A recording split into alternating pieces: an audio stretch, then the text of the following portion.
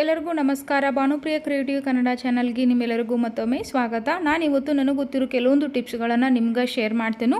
ಅದಕ್ಕಿಂತ ಮುಂಚೆ ನೀವು ನನ್ನ ಚಾನಲ್ಗೆ ಹೊಸದಾಗಿ ನೋಡತ್ತಿದ್ರೆ ದಯವಿಟ್ಟು ಸಬ್ಸ್ಕ್ರೈಬ್ ಮಾಡ್ಕೊಂಡು ನೋಡ್ರಿ. ಇನ್ಯಾಕ್ ತಡ, ಸಿಂಪಲ್ ಆಗಿರೋ ಕಿಚನ್ ಟಿಪ್ಸ್ಗಳನ್ನು ನೋಡ್ಕೊಂಬರೋನು ಬರ್ರಿ.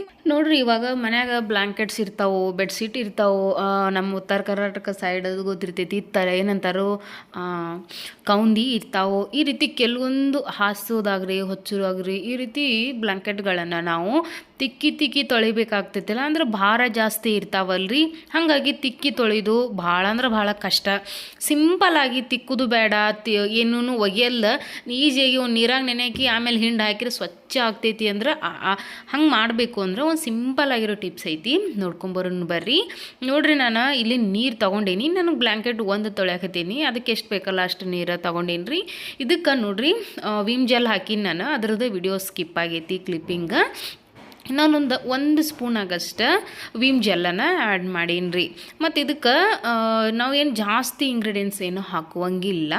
ನೋಡಿರಿ, ಇವಾಗ ಇದಕ್ಕೆ 1-2 ಸ್ಪೂನ್ ಆಗಷ್ಟು, ಅಂದರೆ ಸಣ್ಣ ಸ್ಪೂನ್ಲೆ ಸೋಡಾನ ಆ್ಯಡ್ ಮಾಡೀನಿ ರೀ. ಸೋಡಾನ ಭಾಳ ಅಂದ್ರೆ ಭಾಳ ಪವರ್ಫುಲ್ಲಾಗಿ ಕೆಲಸ ಮಾಡೋದು ಇದ್ರಾಗ. ಹಾಗಾಗಿ 1-2 ಸ್ಪೂನ್ ಆದರೆ ಸಾಕು. ನಾನು ಒಂದು ಬ್ಲ್ಯಾಂಕೆಟ್ ತೊಗೊಂಡೀನಿ. ಮತ್ತು ಇದಕ್ಕೆ ಡಿಟರ್ಜೆಂಟ್ ಪೌಡ್ರನ್ನ ಹಾಕೋಬೇಕ್ರಿ. ಅಂದರೆ ನೀವು ಯಾವುದು ಸಾಬೂನು ಪುಡಿ ಯೂಸ್ ಮಾಡ್ತೀರಲ್ಲ ಅದನ್ನು ಯೂಸ್ ಮಾಡಿರಿ, ನಡಿತೈತಿ.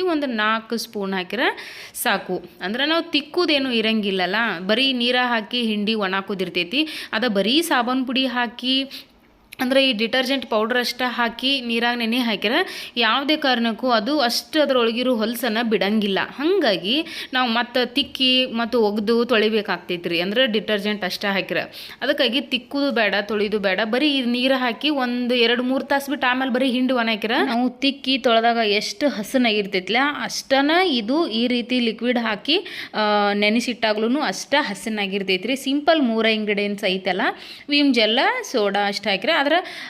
ಇನ್ನೊಂದೇನು ಹೇಳಬೇಕಂದ್ರೆ, ಸಣ್ಣ ಮಕ್ಕಳು ಇರ್ತಾವಲ್ಲ ಅವ್ರದ್ದು ಹಾಸಿಗೆ ಯಾವುದೇ ರೀತಿ ಇದ್ರಾಗ ಆ್ಯಡ್ ಮಾಡಬೇಡ್ರಿ. ನೀವು ದೊಡ್ಡವ್ರು ಯೂಸ್ ಮಾಡೋದು ಈ ಬ್ಲ್ಯಾಂಕೆಟ್ಸ್, ಇವು ಬೆಡ್ಶೀಟ್, ಇವೆಲ್ಲ ತಲೆದಿಂಬಾಗಿರ್ಬೋದು, ಇಂಥವೆಲ್ಲ ಈ ರೀತಿ ನೀರಾಗ ನೆನೆ ಹಾಕಿ ಬಿಟ್ರೆ ಮುಗೀತು. ನೋಡ್ರಿ, ನಾನು ಇವಾಗ ಒಂದು ಬ್ಲ್ಯಾಂಕೆಟ್ ಸ್ವಚ್ಛ ಮಾಡತ್ತೀನಲ್ಲ ಅದನ್ನು ನೆನೆಲಿ ಹಾಕಿ ತೋರ್ಸತ್ತೇನೆ ರೀ. ಸ್ವಲ್ಪ ನೀರು ಜಾಸ್ತಿ ಹಾಕೋಬೇಕಷ್ಟೆ, ಅಂದ್ರೆ ಪೂರ ನೆನಿಬೇಕಲ್ಲ ಅದು. ಬ್ಲ್ಯಾಂಕೆಟಿಗೆ ಹತ್ತುವಷ್ಟೇ ನೀರು ತೊಗೋಬೇಡ್ರಿ, ಸ್ವಲ್ಪ ಎಕ್ಸ್ಟ್ರಾ ನೀರು ತೊಗೋರಿ.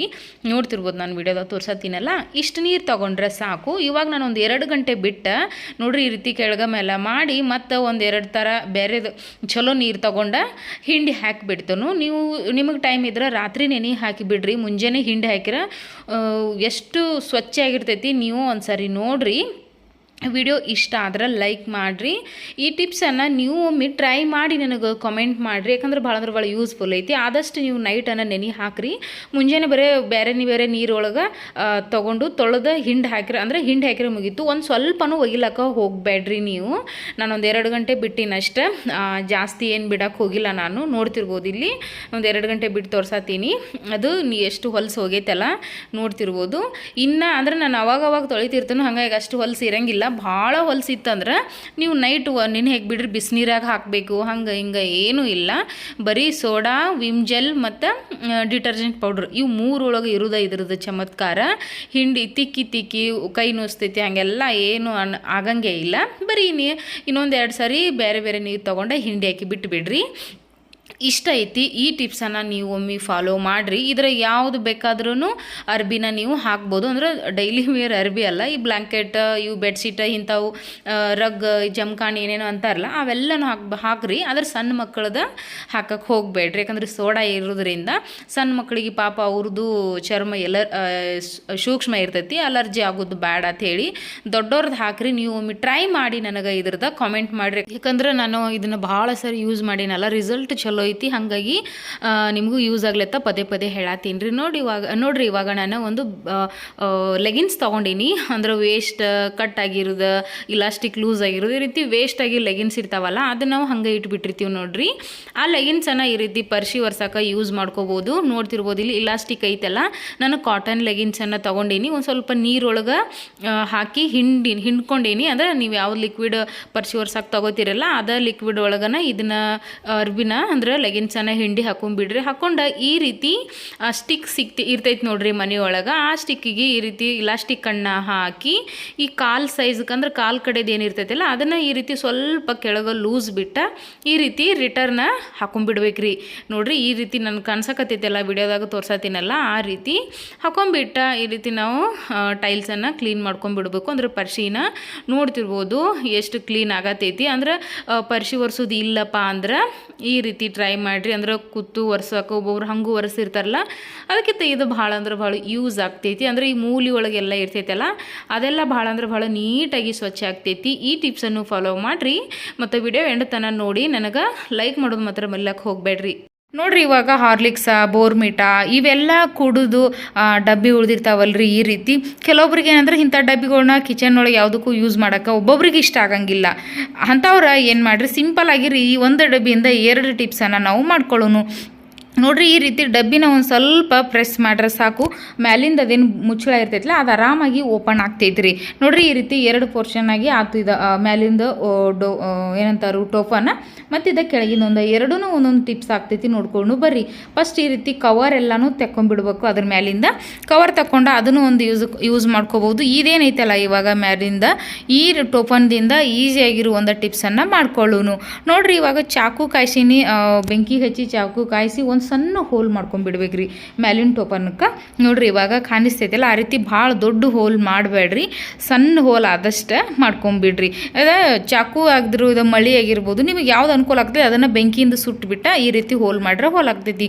ನೋಡ್ರಿ ಕಿಚನ್ ಒಳಗೆ ಈ ರೀತಿ ಅದು ಸ್ಟಿಕ್ಕರ್ ಇರ್ತೈತಲ್ಲ ಆ ಸ್ಟಿಕ್ಕರ್ ಹಚ್ಚಿರ್ತೀವಲ್ಲ ಇಲ್ಲಿ ಆರಾಮಾಗಿ ಇದನ್ನು ನಾವೇನು ಹೋಲ್ ಮಾಡ್ಕೊಂಡಿರ್ತೀವಲ್ರಿ ಆ ಹೋಲಿನ ಅದಕ್ಕೆ ಸೇರಿಸಿ ಹಾಕಿದಾಗ ನೋಡ್ರಿ ಅಲ್ಲಿ ಜಾಗ ಉಳಿತಲ್ಲ, ಇಲ್ಲಿ ನಾವು ಟವಲ್ ಅಂದ್ರೆ ಕೈ ಒರೆಸು ಟವಲ್ ಅಡುಗೆ ಮಾಡುವಾಗ ಟವಲ್ ಅಂತೂ ಇರಬೇಕಲ್ರಿ, ಅದನ್ನು ಆರಾಮಾಗಿ ಇಲ್ಲಿ ಇಡ್ಬೋದು. ಇಲ್ಲ ಹ್ಯಾಂಡ್ ವಾಶ್ ಹತ್ರನೂ ಇದನ್ನ ಈ ರೀತಿ ಒಂದು ಸ್ಟಿಕ್ಕರ್ ಅಂಟಿಸಿನ ಇದನ್ನ ಇಡ್ಬೋದು. ಇದು ಭಾಳ ಅಂದ್ರೆ ಭಾಳ ಯೂಸ್ಫುಲ್ ಐತಿ.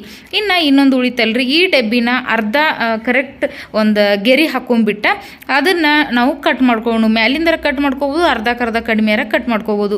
ಕಟ್ ಮಾಡ್ಕೊಂಡ್ಬಿಟ್ಟ ಈ ರೀತಿ ಕಿಚನ್ ಒಳಗೆ ಏನೋ ಉಳ್ಳಾಗಡ್ಡಿ ಟೊಮೆಟೊ ಏನೋ ಹೋಳಿ ಮ್ಯಾಲಿನ ಸಿಪ್ಪಿನ ಹಿಂಗೆ ಒಗದು ಬಿಡ್ತೀವಿ ನಾವು.